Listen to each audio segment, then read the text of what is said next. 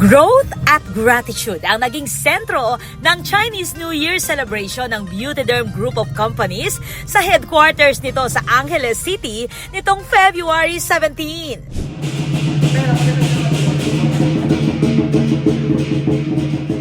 Pinangunahan ni Ray Anicoche Tan, founder at CEO ng kumpanya ang selebrasyon kasama ang kanyang pamilya, brand ambassadors, empleyado, distributors at partners.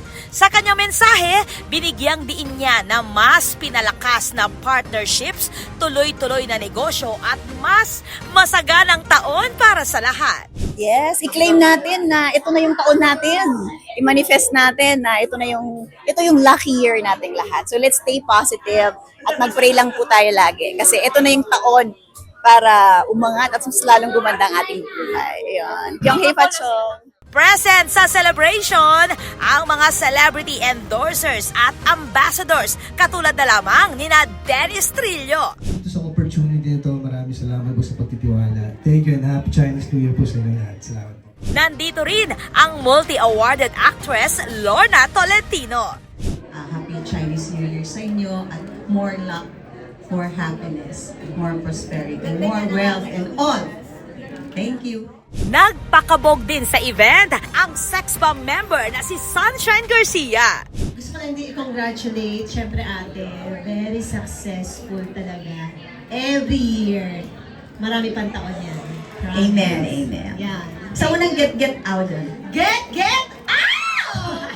At marami pang bigating personalities. Bilang bahagi ng tradisyon, nagsalo-salo sa tikoy bilang simbolo ng pagkakaisa at nagbigay ng ampaw para sa swerte. Naging highlight din ng Lion Dance na lalong nagpasigla sa programa.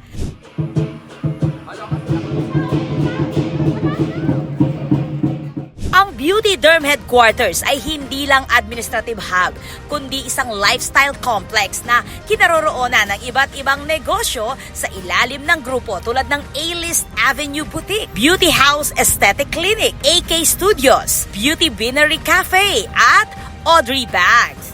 Itinatag noong 2009, lumago ang Beautyderm bilang isa sa mga kilalang beauty at wellness brands mula Pampanga na may malawak na distribution network sa buong bansa at lumalawak na international market.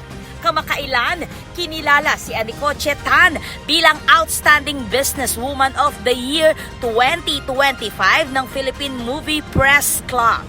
Siya rin ang kasalukuyang Pangulo ng Rotary Club of Balibago para sa Rotary Year 2025 to 2026. Sa pagpasok ng Year of the Fire Horse, dala ng Beautyderm ang enerhiya ng swerte, tapang at tuloy-tuloy na pag-asenso. This is Patricia Mamangon on the spot.